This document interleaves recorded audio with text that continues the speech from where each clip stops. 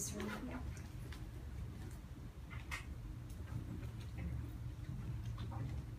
Okay. All right. So, I'm Tatiana. I'm going to be talking to you guys today about Hollywood Boulevard. So let's begin. In a opinion-based interview with Ben Affleck upon the topic of Hollywood Boulevard, Ben Affleck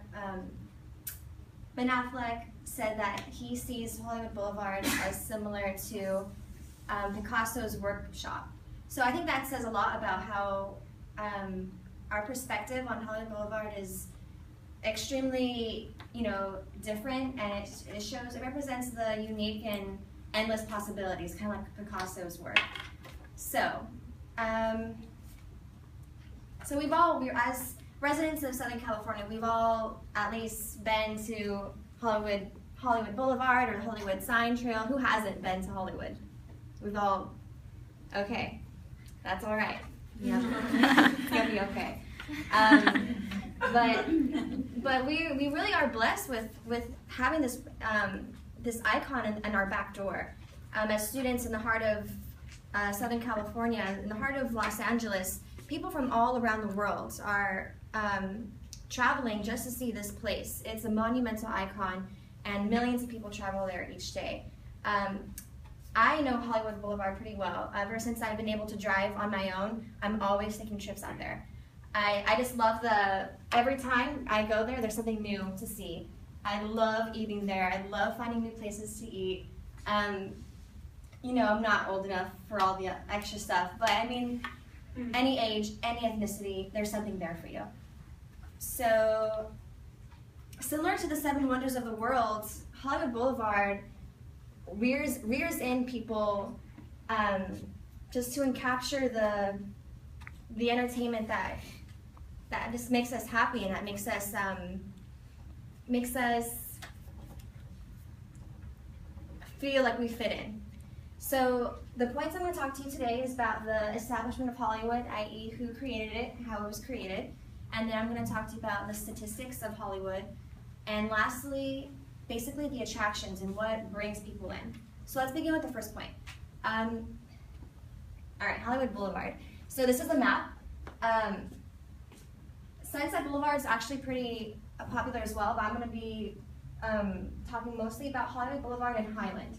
That's where the Hollywood and Highland Center is, the mall, El Capitan Theater, the Cafe Rock. That's where like the mainstream, I guess, areas are.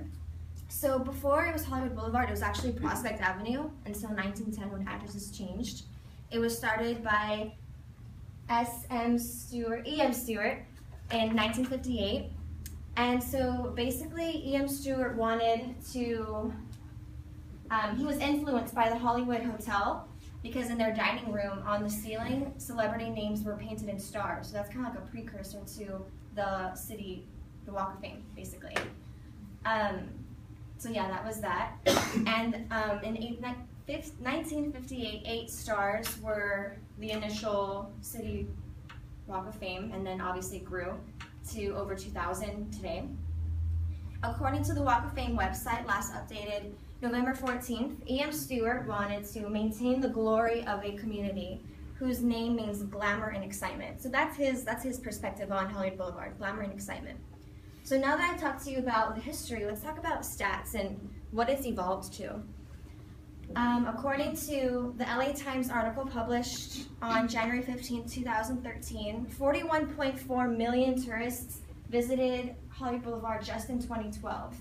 And that was a 2.5 increase from the previous year, 2011, and that's a lot.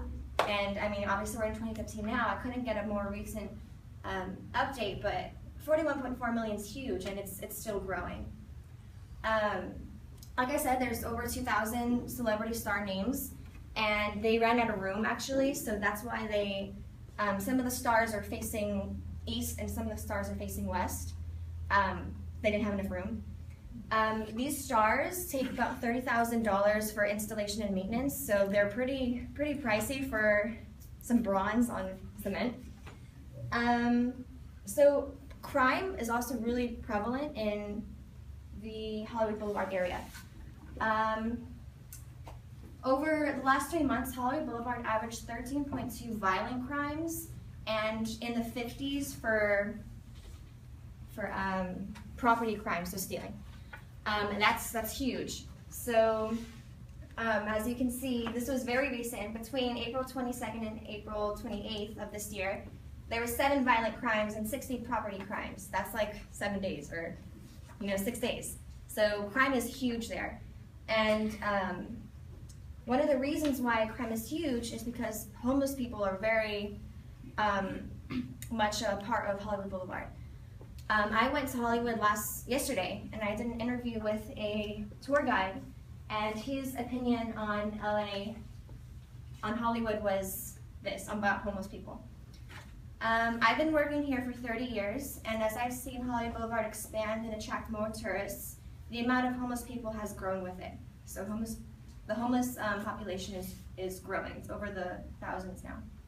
So I've talked to you about the history and statistics. Let's talk about what really people want to see. So it's endless. It really is. Wax Museum, Ripley's Believe It or Not, Pantages Theater, Museum of Death, obviously the Walk of Fame, that's the mainstream thing. But there's so many other things that Jimmy Kimmel live. It's endless, and there's always something going on. These pictures were taken by me yesterday, and I could get pictures online, but I mean, everyone can see that. I wanted you guys to get a better perspective on the ground of, what I saw. So that's Jimmy Kimmel Live. This is the Chinese Theater. Oh shoot. Okay.